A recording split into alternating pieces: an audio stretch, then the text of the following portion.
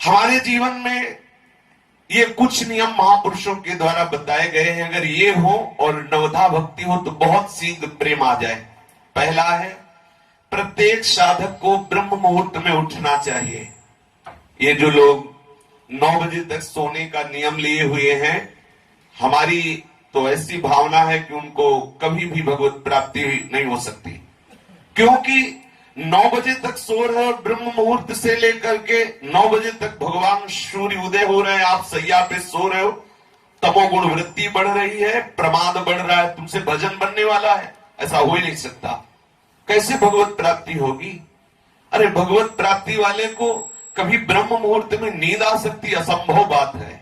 यदि वो रात्रि भर बैठकर भजन किया है तो भी ब्रह्म मुहूर्त में नहीं सोएगा, फिर बाद में सो लेगा।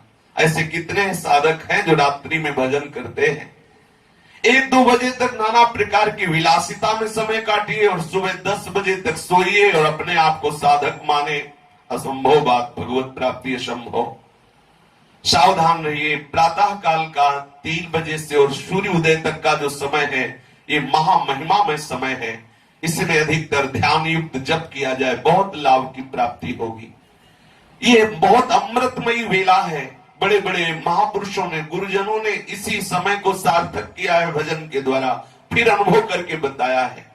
जो प्रातः कालीन 3 बजे से लेकर सूर्य उदय तक भजन नहीं करते हैं, वो दिन में भजन करें ऐसा नहीं लगता हमें तो, कि वो तन्मयता पूर्वक भजन कर पाएंगे। ब्रह्म मुहूर्त में जब भजन होता है तो दिन भर का नशा चढ़ जाता है। जैसे समय से आप नशा कर ले तो दिन भर वो गूंजता रहता है, ऐसे ब्रह्म वेला पर यदि आपने गुरु मंत्र की तन्मयता 2-3 घंटे की तो 24 घंटे उसका नशा चढ़ा रहेगा। रात्रि में सोने के समय और प्रातः काल जग करके सूर्य उदय तक सतत भजन करें, मंत्राकार वृत्ति करें, ध्यान युक्त जप करें, फिर आप देखिए कैसा आपको लगता है। यदि आप बहुत ही शरीर स्वस्थ है और आपका अभ्यास बहुत कमजोर है तो भी सूर्य उदय होते होते आप उठ जाइए। सैया में लेटे हुए हैं, सूर्य उदय हो रहे हैं और आप साधक कहलाते हैं, बड़ी हंसी की बात है। बिल्कुल कदापि ऐसा ना। ये महापुरुषों के सिद्धांत बताए हुए हैं। प्रत्येक साधक को ब्रह्म मुहूर्त में उठ जाना चाहिए। यदि ऐसा संभव ना हो सके तो सूर्य उदय होते होते उठ जाना चाहिए। सूर्य उदय हो रहे हैं आप सैया में, वैसा कभी नहीं होना चाहिए। दूसरा, प्रातः काल जग करके किसी सांसारिक विषय का निर्णय नहीं करना चाहिए।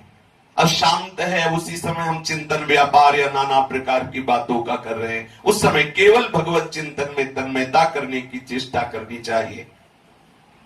तीसरा, प्रातः काल सूर्योदय के समय और संध्या के समय, 2 समय प्रार्थना युक्त भाव से, यदि आप वैष्णव उपासना में है, नित्य विहार उपासना में है तो ठाकुर की मंगला और संध्या आरती के समय पद गायन करते हुए प्रभु से प्रार्थना करें। यदि आप सनातन धर्मी उपासना में हैं तो आप संध्या करते हुए, गायत्री जप करते हुए उस समय प्रभु से प्रार्थना करें कि हमारे जीवन की संध्या होने जा रही है, अभी हमारी आपकी संधि नहीं हुई, हमारा मन विषयों में फिसल रहा है, नाथ स्वीकार कर लो। हे पतित पावन, मुझ पतित को अपने सानिध्य का अनुभव कराओ। आप हमारे हृदय में हो, ऐसा मैं अनुभव कर पाऊं।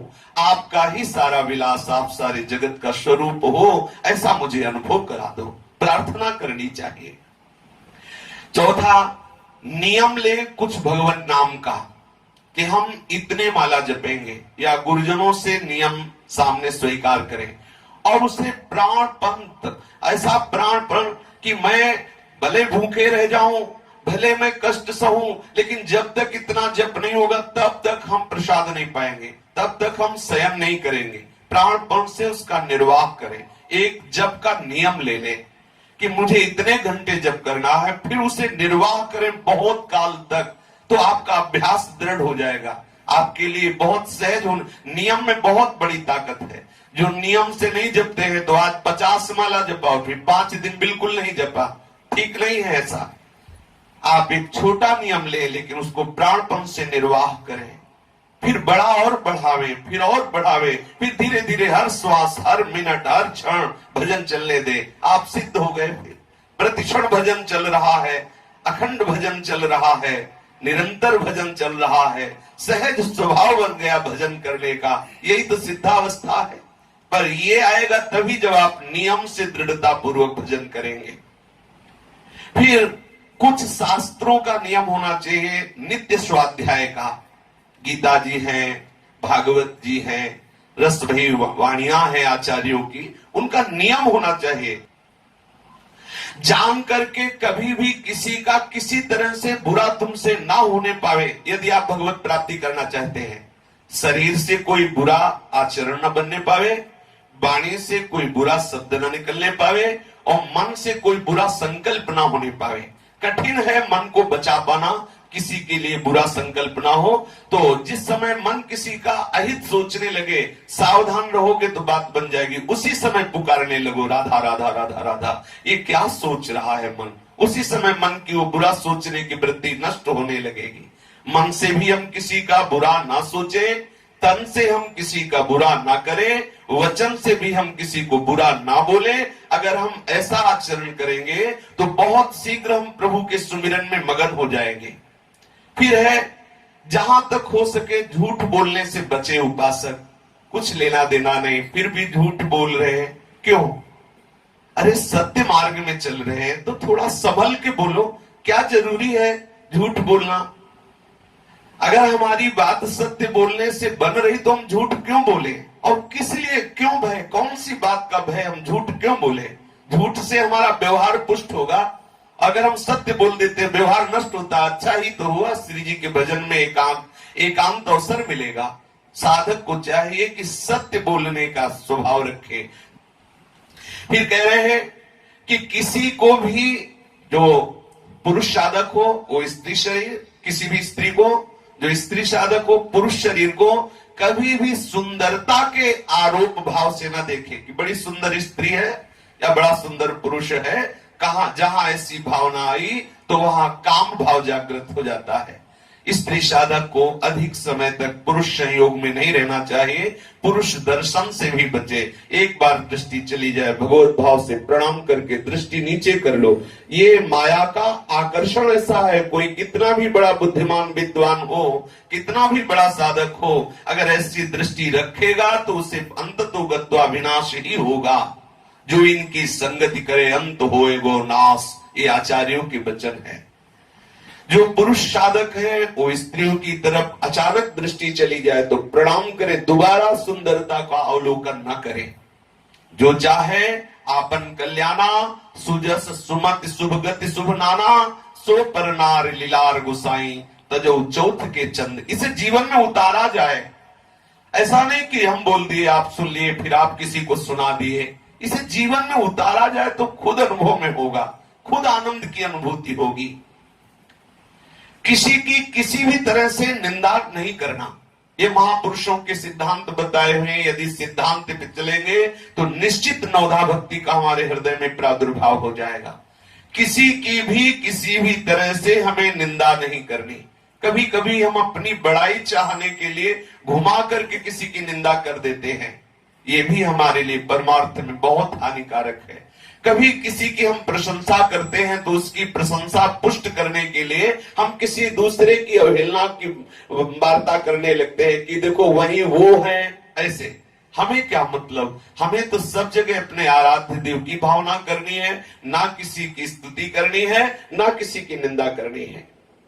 भोजन आप फलाहार कर रहे हो या आप अन्न पा रहे हो, आप उतना ही पाएं जितना पाने के बाद आपको ऐसा न लगे कि हम छक गए हैं।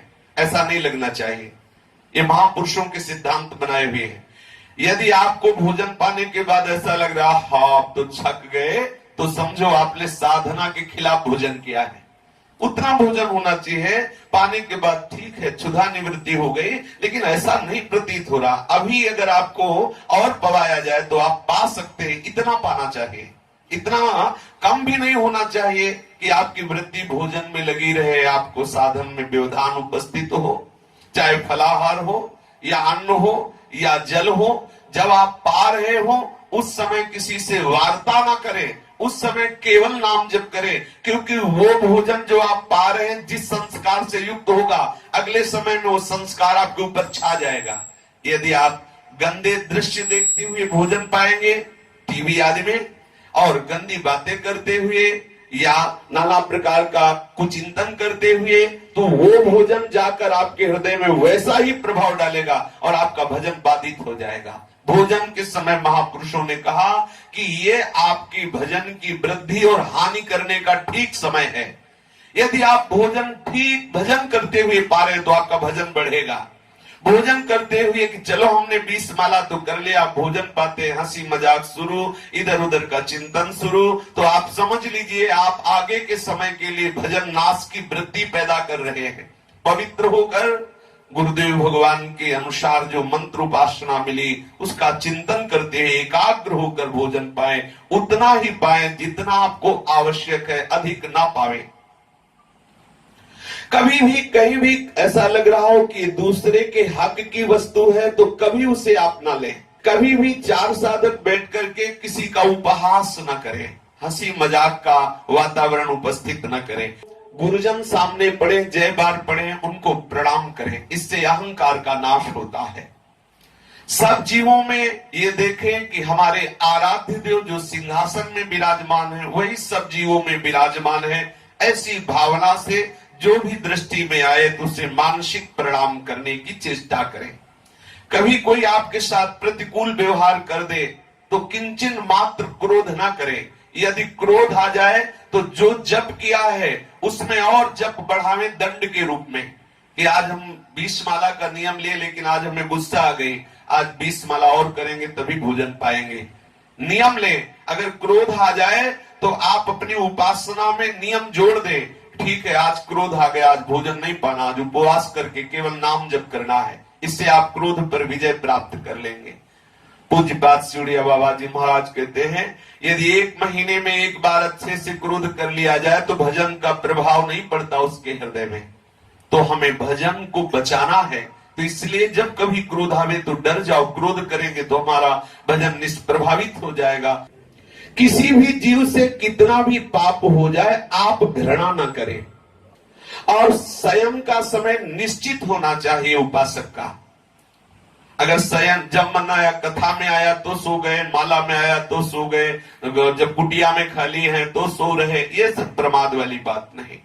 संयम का एक समय होना चाहिए। अगर आप रात्रि के 11 बजे सोते हैं तो 12, 1, 2, 3, 4 बजे उठ जाएं, 5 घंटे हो गए रात्रि में, और दिन में 1 घंटे विश्राम कर ले, 6 घंटे खूब हो गए। अगर आपको और सोना है तो 10 बजे सो जाइए, तो 7 घंटे हो गए। इसके बाद सोते हैं तो आप साधक नहीं हैं।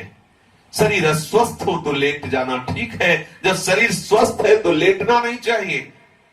पद्मासन में बैठो, सिद्धासन में बैठो, सुखासन में बैठो, खड़े होकर जब करो, साधना कर रहे हो, कोई खिलवाड़ कर रहे हो। एक उदर पोषण करने के लिए लेबर 8 घंटे दौड़ता है तसला लेकर के, विचार कीजिए। एक परिवार का पोषण करने के लिए 8 घंटे गर्मी बरसात धूप ठंडी कुछ नहीं देख रहा और मालिक की गालियां पा रहा है, 8 घंटे मेहनत करता है केवल उदर पोषण के लिए। हम परम पद के अधिकारी बनना चाहते हैं और प्रमाद करते हैं। नहीं, सावधान, संयम का ठीक समय होना चाहिए, और जो समय निश्चित करें आप। अगर आपसे स्वयं निर्वाह नहीं होता तो गुरुजनों के सामने बैठकर निश्चित करा लीजिए, और जितना निश्चित कर लीजिए फिर उससे 10 मिनट भी अधिक मत सोइए, ऐसा नियम ले ले। अगर ये नियम कुछ दिन चला तो अभ्यास में ऐसा हो जाता है कि जितने समय जगना होता है उस समय किसी को जगाना, साधक अलार्म नहीं लगाता। ये जो अलार्म लगाते हैं अभी ठीक साधना नहीं बनी, अरे उसका हृदय ही अलार्म है, बेचैन हो जाएगा, उठ के बैठ जाएगा। सच्ची बात, जो सच्ची साधना कर रहे हैं देख ले, जगने के बाद पता चलता है कि हम बैठे हैं। जगने के बाद सोते ही सोते बैठ गए, और जो घड़ी में दृष्टि गई तो पता चला अमुक समय है, फिर पता चला हम बैठे हुए हैं। अभ्यास बहुत बड़ी ताकत होती है। यदि जीवन में अभ्यास आपने किया तो उसका आनंद मिलेगा। सोते समय भगवती स्मरण करते हुए सो गए तो जगने के समय चेतना जब जागृत हुई तो पता चला आसन में बैठे हुए हैं। ऐसी अभ्यास की बहुत बड़ी सामर्थ्य है। साधक स्वयं का एक निश्चित समय रखे, ये नहीं कि हमें जब तक कोई दरवाजा खटखटाए नहीं तब तक हम सो रहे हैं, बिल्कुल नहीं। और हमें आराम करने की जरूरत नहीं, हमारा आराम भगवत चिंतन में होता है। ठीक समय से लेटे, ठीक समय से जग गए, नींद आवे ना आवे हमें उसकी परवाह नहीं, अपने साधन में लग जाना है। इंद्रियां तृप्त हो जाती हैं, विश्राम पाती हैं भगवत चिंतन में। साधक की इंद्रियां तमोगुण रूपी निद्रा से विश्राम को प्राप्त नहीं करती। साधक की इंद्रियां भगवत चिंतन करते हुए महासात्विक सुख में विश्राम का अनुभव करती हैं। नियम के टूट जाने पर जो आपने नियम लिए हैं, सोने का, जगने का, पाठ का, भजन का, सत्संग का, परिक्रमा का, जो भी नियम लिए हैं, यदि टूट जाए नियम तो दंड अवश्य स्वीकार करें। उचित उपवास, भजन बढ़ाना या किसी ग्रंथ का पाठ रख लेना, सब नियम पूरा करते हुए आपकी जो दिनचर्या है, अगर उसमें नियम टूटा तो जो दिनचर्या है पहले उसको कीजिए, इसके बाद एक पाठ बढ़ा लीजिए। आज सुधा निधि का पूरा पाठ कर रहे दंड के रूप में, हमसे नियम क्यों टूटा, और पाठ करें, फिर प्रसाद पाएंगे। प्रतिज्ञा पूर्वक अपने नियम का निर्वाह करें तो आपके हृदय में नवधा भक्ति का अद्भुत प्रादुर्भाव हो जाएगा।